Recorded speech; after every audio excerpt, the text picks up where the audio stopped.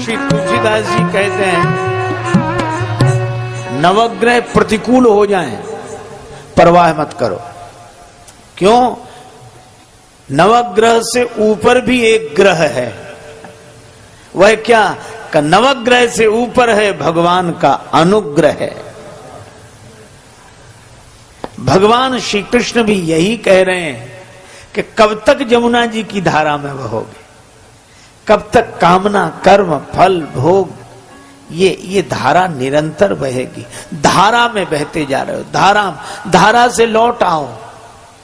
लेकिन धारा से हम लौटें कैसे? बह गए हैं धारा में। भगवान श्री कृष्ण कहते हैं कि धारा को उलट दो, लौट आओगे। धारा में न बहो, राधा राधा कह के मेरे पास आ जाओ। धारा में न बहो, राधा राधा राधा कहकर मेरे पास आ जाओ। मैं निमंत्रण दे रहा हूं। भगवान श्री कृष्ण जमुना जी में के जल में खड़े हैं और हाथ से इशारा कर रहे हैं, आ जाओ आ जाओ। मैं कब से प्रतीक्षा कर रहा हूं। मैं तुम्हें अपने हाथों में उठा लूंगा, फिर कोई धारा तुम्हें बहा नहीं सकेगी। अब कुछ दिए तो बहते गए, इधर आए ही नहीं, और कुछ दिए भगवान श्री कृष्ण के पास आ गए। सक्र प्रपन्नाय तवास्मीति। एक बार कोई प्रपन्न होकर कह दे कि हम आपकी शरण में हैं, बस। अच्छा, शरणागत को बड़ा आनंद है। वैसे भी आप देखो, अगर आप पैदल पैदल चलो तो सड़क के 100 नियम हैं। बाईं तरफ चलो, आगे पीछे देखकर चलो, अरे नीचे भी देखकर चलो, केले का छिलका न पड़ा हो। टांगा बचाओ, साइकिल बचाओ, मोटरसाइकिल बचाओ, कितना झंझट। इन सबको बचाओ, और तो और पैदल चलने वालों तक को बचाओ। कई बार लोग सिर नीचा करके ही चलते हैं, किसी से भी टक्कर हो जाए। एक आदमी सिर झुकाकर चलता, किसी से भी टकरा जाता, और टकराने के बाद सिर उठाकर कहता बड़े गधे हो। लोग हंसते हैं कि ये कैसा आदमी खुद ही तो टकराता है और सामने वाले को गधा कहता है। एक दिन वो आदमी सिर झुकाए जा रहा था, संयोग से गधे से ही टक्कर हो गई। तो सिर उठाकर बोला बड़े, और जो देखा बोले अब आप तो आप ही हैं, अब आपसे क्या कहना है।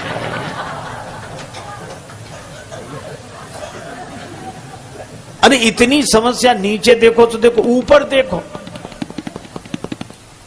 कुछ लोग बड़े विचित्र होते हैं। एक आदमी पैदल पैदल जा रहा था, दूसरा आदमी छत पर था, बिना देखे ही पीक चला दी, उस बेचारे के सिर पे गिरी। तो उसने हाथ जोड़कर कहा कि भाई साहब नीचे देखकर नहीं थूक सकते। तो वो क्या बोला कि तुम ऊपर देखकर क्यों नहीं चलते। उसने कहा कि अच्छा ही है कि हम ऊपर देखकर नहीं चल रहे, सिर का स्थान मुंह ही होता। तो कितने झंझट। आप एक काम करो, इन सब झंझटों से मुक्ति हो जाएगी। केवल एक काम करो, क्या? आप एक तरफ खड़े होकर बस की प्रतीक्षा कर लो। पीछे बस आ रही है, आप तो विश्वास का टिकट लेकर श्रद्धा की सीट पर बैठ जाओ। भगवान की शरणागति रूपी बस में श्रद्धा का टिकट, विश्वास का टिकट लेकर श्रद्धा की सीट पर बैठ जाओ। तो चाहे आगे देखो, चाहे पीछे देखो, चाहे दाएं देखो, चाहे आंख मीच के सो जाओ, चाहे अखबार पढ़ो, और आपकी यात्रा होगी होगी, अवश्य होगी। क्योंकि अब जिम्मेवारी उसकी है जो आगे बैठकर बस चला रहा है।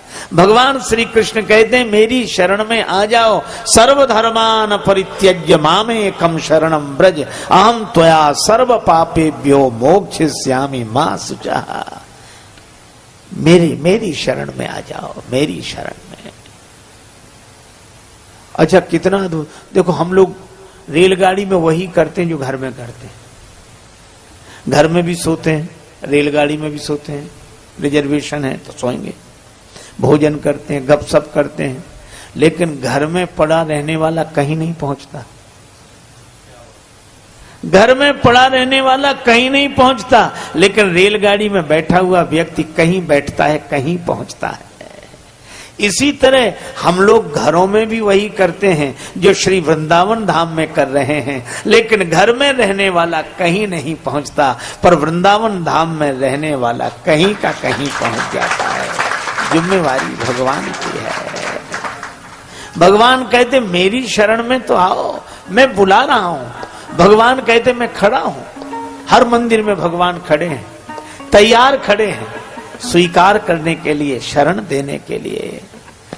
तो कुछ दिए भगवान के चरणों के पास आ गए। जो चरणों के पास आए उन्हें भगवान ने उठा लिया अपने कोमल कर कमलों में और उन दियों को बुझाकर पीतांबर में भर लिया, पोटली बनाई, सारे दिए समेटकर पीतांबर में बांध लिए। और मानो भाव यह है कि तुम्हारा वजन आज से हमारे सिर पर, तुम्हारा बोझ आज से हमारे सिर पर। पोटली रख ली। मैया यशोदा ने प्रणाम किया, आंख खोली, कन्हैया प्रणाम कर। श्री कृष्ण ने प्रणाम किया। मैया बोली चलें अब? कन्हैया बोले हाँ मैया चलो, और पोटली संभाली श्री कृष्ण ने। मैया बोली इस पोटली में क्या है? कन्हैया बोले मैया किसी को किसी की पोटली नहीं देखनी चाहिए, किसी को किसी की पोटली नहीं देखनी चाहिए। मैया बोली चोर की पोटली जरूर देखनी चाहिए। और ऐसा कह के मैया ने पोटली छीन ली, गांठ खोली तो दिए बंधे थे। भगवान श्री कृष्ण सिर झुकाए खड़े थे।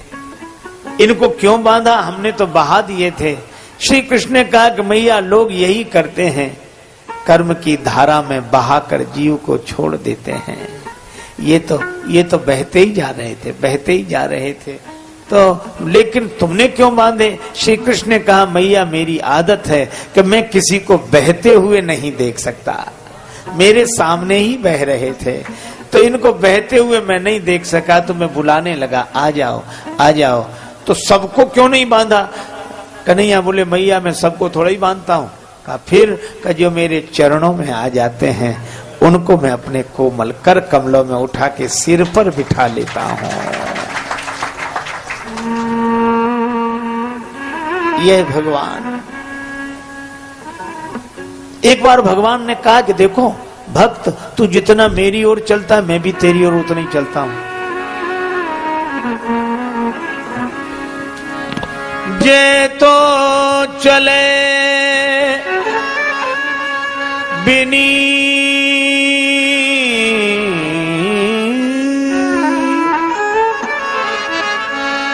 बिनीत तू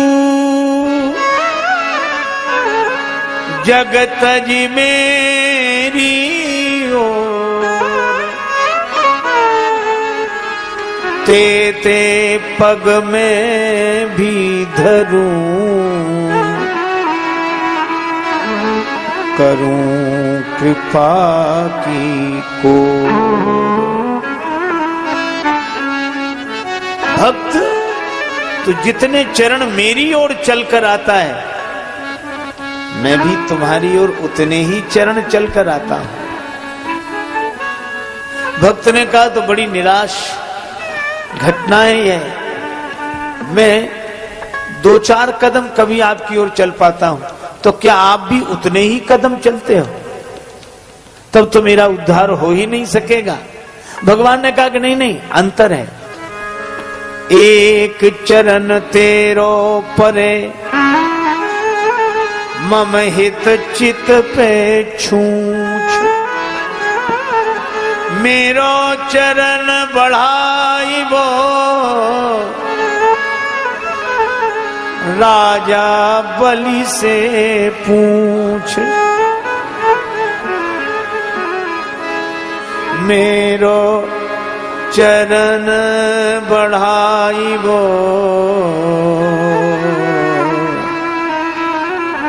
राजा बलि से पूछ।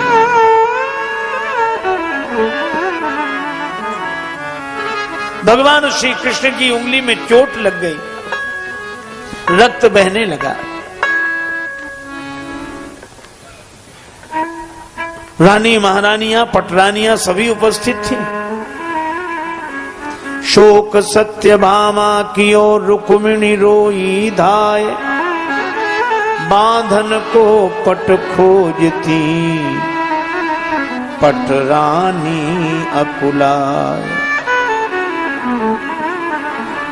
तब लगी देवी द्रौपदी ने देखे यदुबी, अंगुरी बांधन को तुरत चीर्यो अपनो चीर।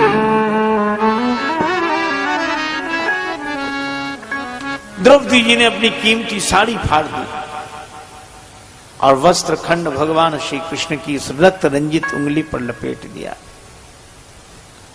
श्री कृष्ण ने कहा कि बहन इतनी कीमती साड़ी क्यों फाड़ दी? द्रौपदी जी बोली, प्यारे घनश्याम, यदि काम आवे आपके तो काढ़ दूं नसों को, ये तो रेशम के धागे हैं। प्यारे घनश्याम, यदि काम आवे आपके तो काढ़ दूं नसों को, ये तो रेशम के धागे हैं और धागे भी साधारण, इनका कौन मोल